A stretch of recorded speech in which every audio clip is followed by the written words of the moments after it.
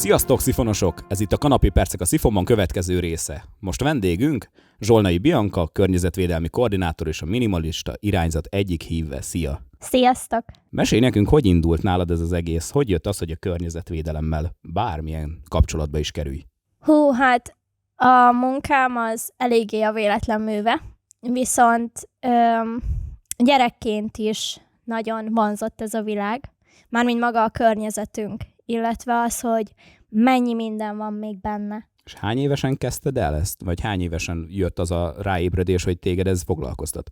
Én az a kislány voltam, aki inkább nézte a dokumentumfilmeket, mint sem a meséket, és hát szerintem ez olyan 10 éves koromtól kezdve érdekelt jobban, hogy vajon milyen a világ, ami körülöttünk él és mozog. És 10 évesen hogy tudtál ebbe belekerülni, vagy ebben részt venni? Hát akkor kezdődött igazából a szemléletformálása szerintem Magyarországnak, amikor már az óvodába is hangsúlyozták magát a környezetvédelmet, hogy akkor igenis gyűjtsük szelektíven a hulladékot. Tudod, akkor mentek az ilyen palántázunk az óvodába. Igen. Ezek már nálunk is voltak. Csak kisebb létszámban, igen. Igen. És akkor ez vonzott téged ebbe az irányba? Igen, mondhatjuk igen. És te mit csinálsz másképp, mint a többi ember? Hát nagy részt a konyhában lévő hulladékokat azt válogatom, illetve minden olyan, ami szerves hulladék, az megy a komposztálóba hátul az udvarba. Szerintem ez az, ami nagyobb dolog. Illetve nyilvánvalóan, hogy mindent csak azt veszek meg, amire szükségem van, semmi olyat, ami fölösleges. Nyilván ez rengeteg idő volt ide eljutni, és rengeteg munka is egyben az, hogy jobban átlásd a dolgokat, mi az, amire maga a társadalom kényszerít rá, vagy a marketing, illetve hogy mi az, ami a te tényleges szükségleted. Ezt nagyon nehéz felismerni, hogy mi az, amire ténylegesen neked van szükséged. És akkor te ezt felismerted már? Igen, elég jó emberismerő is vagyok, meg saját magamat is elég jól megismertem az utóbbi évek alatt, ahhoz, hogy tudjam, hogy mire van szükségem. És így a környezetedben mások is követik ezt az életmódot? Igen. Egyre többen, ahogy így minden baráti összejövetelnél szerintem ez egy olyan téma, amire mindenkinek van véleménye. És van olyan, akinek pozitív, van, aki negatív, valaki hülyességnek tartja, valaki olyannak, ami úgy gondolja nem feltétlenül a lakosságtól függ, hanem inkább az ipartól, hiszen ez is hozzáteszem jogos, de nem ülhetünk mindig tétlenül, hogy várjuk majd akkor a nagy boomot, hogy majd akkor ebből mi lesz, hogy mikor lesz az, amikor az ipar kezd el felelősséget vállalni a saját tetteiért.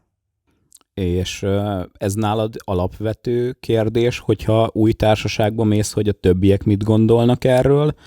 Lényegében úgy engedsz magadhoz közel embereket, hogy ez a szemlélet nagyjából megvan náluk, vagy ez azért nem egy kritérium?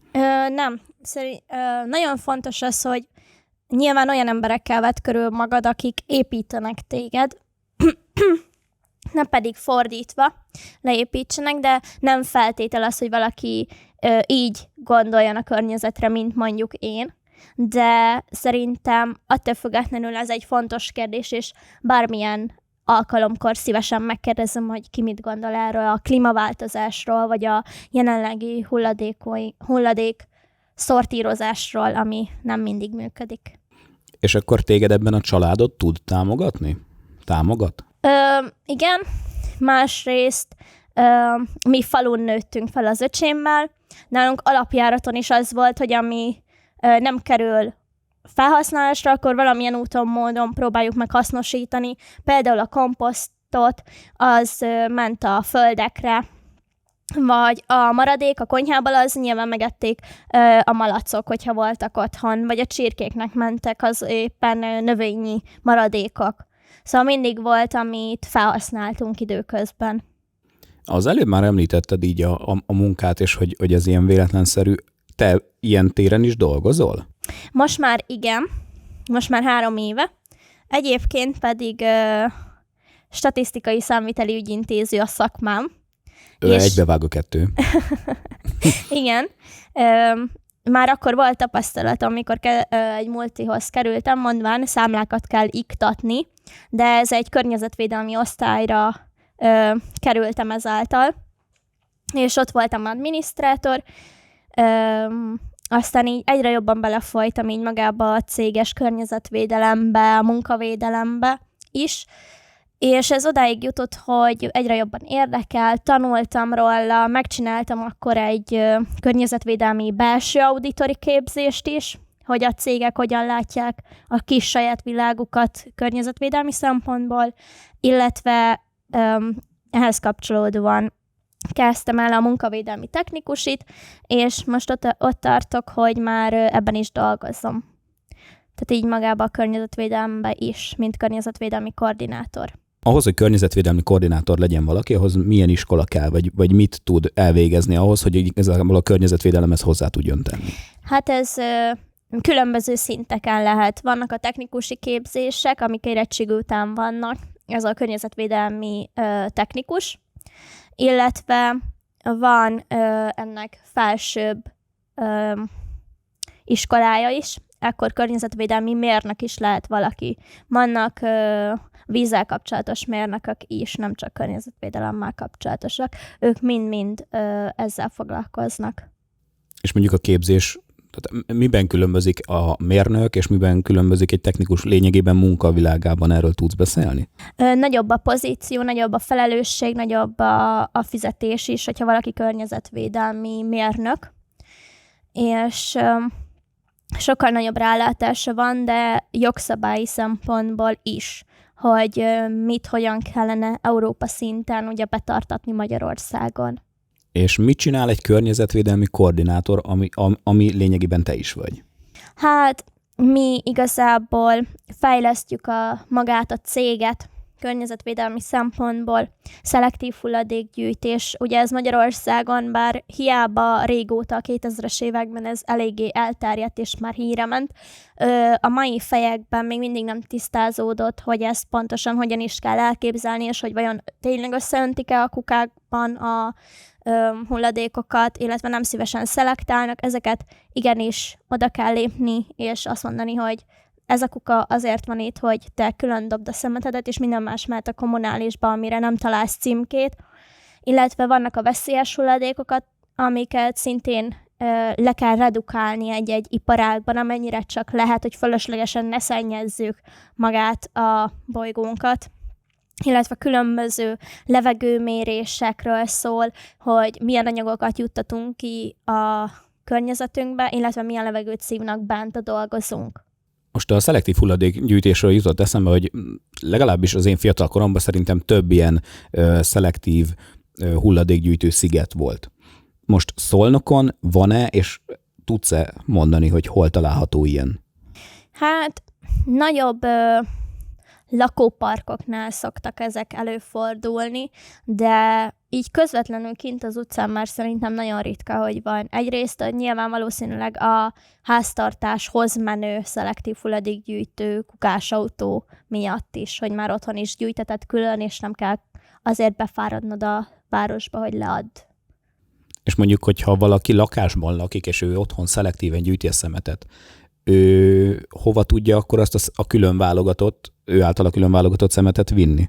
Hát ugye nyilván, hogyha van egy kis külön hulladéksziget lent a lakóparknál, akkor oda, valamint különböző telephelyeken is le tudja ezeket adni, mint például itthon az NHS-nél is. Szóval az NHS-hez akkor ezeket el lehet vinni? Igen.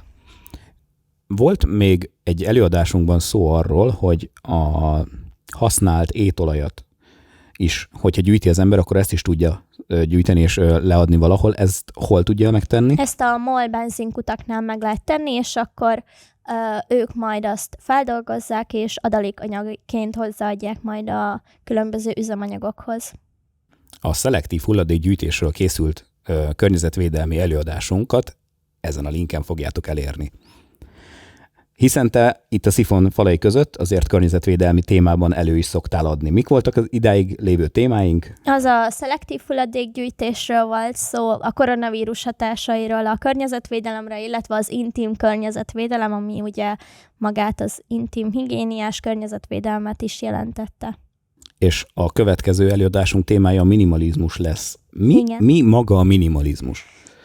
A minimalizmus felismerése annak, hogy én, mint egyén, mire van szükségem, és hogy a boldogságom nem tárgyaktól függ, hanem attól, hogy milyen emberek, milyen érzések vesznek körül. Szóval lényegében ez akkor tartalmazza a tudatos vásárlást.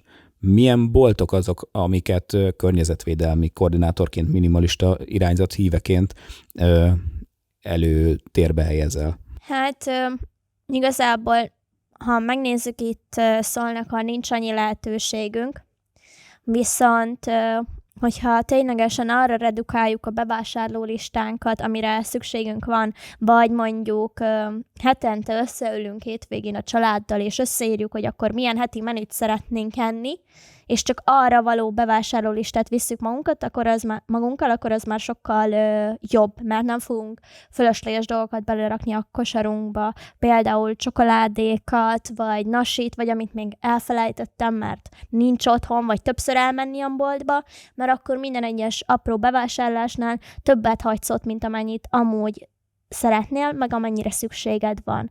De ilyenek például a piacok, ahol szintén kérheted csomagolásmentesen a termékeket, valamint van egy darab csomagolásmentes bolt is itt Szolnokon. Ez hol található?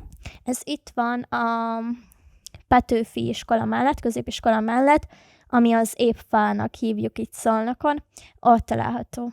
Akkor most jól értem, hogy akkor te nem eszel csokit? Hát nem vagyok a nagy híve a csokoládénak. Akkor chipset. Azt nagyon szeretem. De mindent úgy, hogy amennyire csak szükségem van. És hogyha nyilvánvalóan nasolni támad kedvem, akkor nem fogom a szervezetemnek azt mondani, hogy hey, állj, és ez nem jó neked, hanem igenis eszem ilyeneket is, ettől függetlenül. Mit értesz az alatt, hogy környezetbarát? Környezetbarát az számomra, ami fölöslegesen nem generál olyan hulladékot, amivel csak még jobban terítjük a földet. Környezetbarát számomra egy-egy felfogás, vagy egy olyan termék, ami ami mondjuk kevesebb kibocsátás, károsanyag kibocsátással jár a feldolgozása, mint mondjuk a mellette lévő több helyettesítő termék helyett.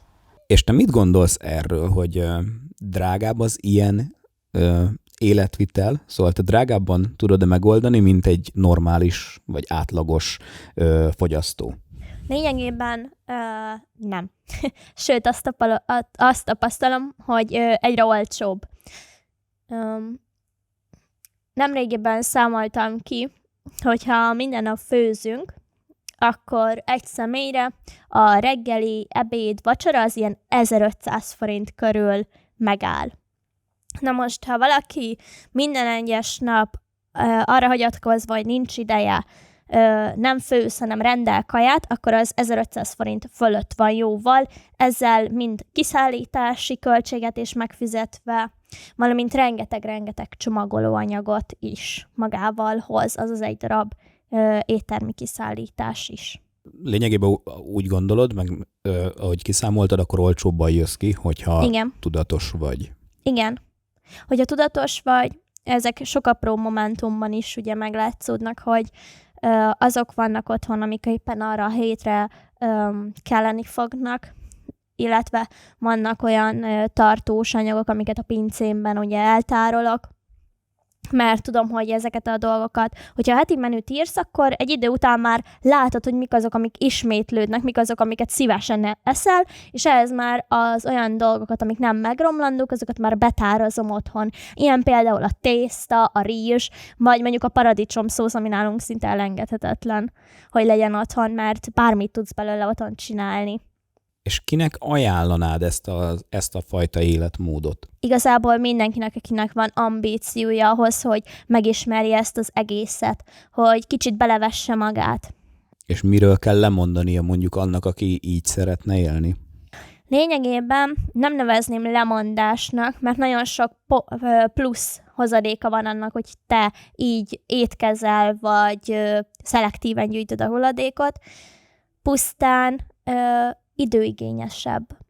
Jobban oda kell tenned magad, megválogatni, hogy akkor melyik boltba mész be, bevásárlólistát írni, heti menüt tervezni, vagy éppenséggel nem veszem meg azt, most beugrok a boltba, és akkor megveszem ezt, mert láttam, hogy fent van az interneten, és most mindenki ezt veszi, hanem sokkal tudatosabbnak, és jelen kell lenned a saját életedben, ahhoz, hogy ezt így kivitelezni tud. Akkor ezeket mondanád mondjuk ilyen első lépéseknek az ilyen Igen. fajta életmód kezdéshez. Igen. Mit tehet mondjuk egy cég a környezetvédelem iránt? Most volt az előbb egy olyan gondolatod, hogy az ipar, hogy sokan úgy gondolják, hogy az ipar tehetne többet ebben a dologban. Mondjuk mi az, amit tehetne egy munkahely, egy cég? Hát ugye az ipar az a dolgozókat is jelenti.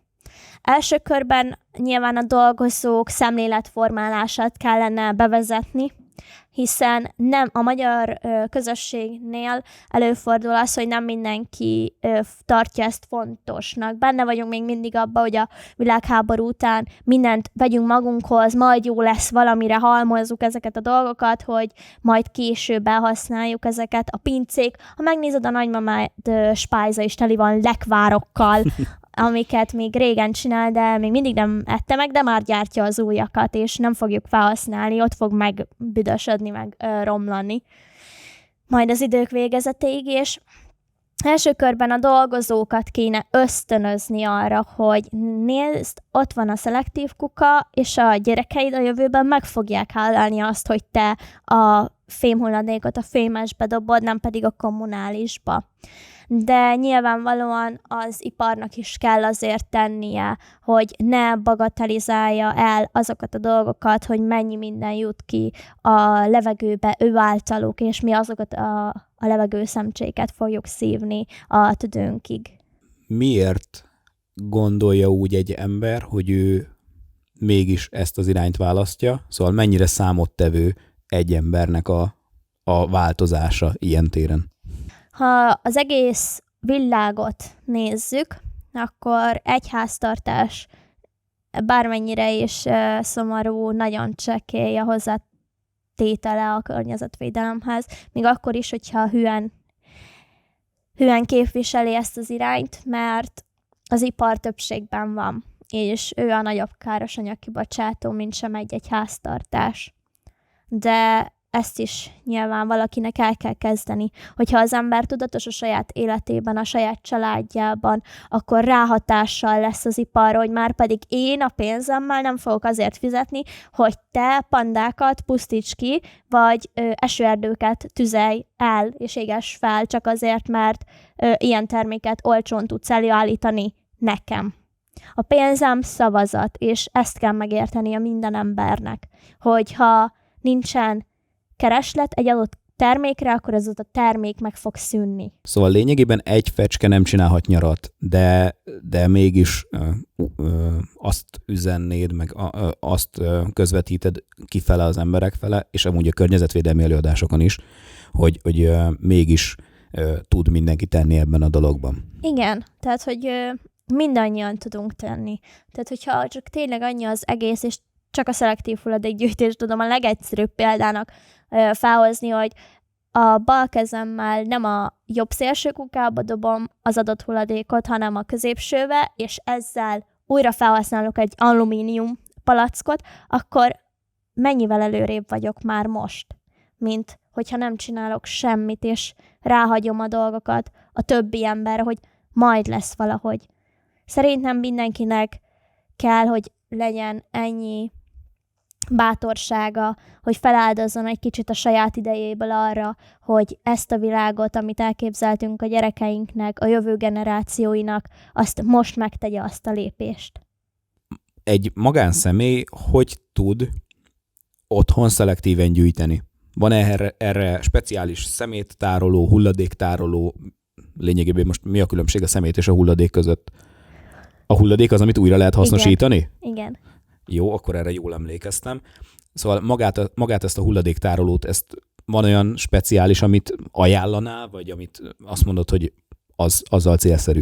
Hát első körben ugye magát azt a hulladékfeldolgozó szervet, ami tőlünk elviszi a hulladékot, meg kell kérdezni, hogy van-e erre lehetőség. Általában már van. Sőt, ahol én lakom, ott már konkrétan mindenki szeretne ilyen kukát, egyelőre még nekem nem is jutott.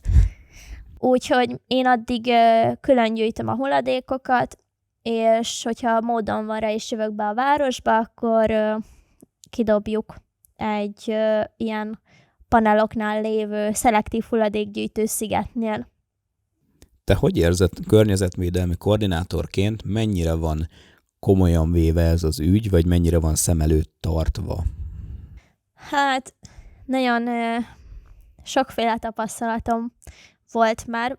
Van ez a tipikus jó magyar szokás, hogy egymásra mutogatunk, és én csak akkor fogok megtenni valamit, hogyha a Pista is megtette, máskülönben én nem fogom.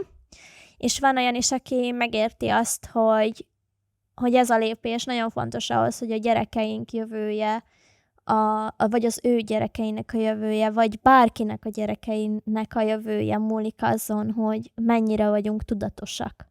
Már lassan a végéhez érünk. Egy olyan személyes kérdésem lenne hozzád, hogy melyik volt a legkiemelkedőbb pillanat az életedben, ami a környezetvédelemhez köthető? Én a szifont mondanám, hogy őszinte legyek. Nem beszéltük meg. Ugyanis ez volt az, amikor azt éreztem, hogy igen, van igény rá. Van igény arra, hogy ne csak úgy a barátaimmal beszélgessek erről, és ne csak a munkámban kötelezően odalépve mondjam, hogy ezt muszáj csinálni, hanem azt, hogy nagyobb rétegeket elérve igenis van igény arra, hogy az emberek tájékozódjanak erről. Lényegében ez amúgy látszik is a YouTube csatornánkon, a te videóidnak van idáig egy nagyon kimagasló nézettsége, szóval maga ez a téma úgy néz ki, hogy tényleg érdekli a lakosságot, és azért várjuk még, szerintem mondhatjuk a fiatalokat magára az előadásra és a Szifonba. Rengeteg izgalmas előadással készülök, mint ugye a koronavírusos előadás is volt, szerintem az nagyon izgalmas volt. Ráadásul beszélgetni fogunk még olyanról, hogy milyen környezetvédelmi vívmányok vannak már manapság, hiszen a technológia fejlődik, ezáltal a környezetvédelem is, valamint beszélni fogunk arról is, hogy mik azok az általános fogalmak itt a környezetvédelemben, mint vegánság, vega, húsmentesség, növényi étrend, és mint a minimalizmus, ezek a dolgok. És szerintem ezek egyre izgalmasabb témák lesznek a jövőben. Még egy olyan kérdésem lenne, ezt mindenkinek föl szoktuk tenni, mit üzennél a fiataloknak? Mi az a gondolatmenet, amit azt mondod, hogy vigyenek haza? Ez szerintem az, hogy a környezetvédelem a jelenben fontos, a jövő érdekei miatt. Hát köszönjük szépen magát a beszélgetés, és tényleg ezeket a témákat. A vegetáriánus dologgal nem biztos, hogy engem fogsz megfogni, de lényeg az, hogy tényleg jó témákat szoktál hozni. Reméljük, hogy ezeket követitek ti is. Lájkoljatok minket, kövessetek be minket. Ennyi fért bele a következő kanapépercek a Szifonban videóba. Sziasztok! Sziasztok!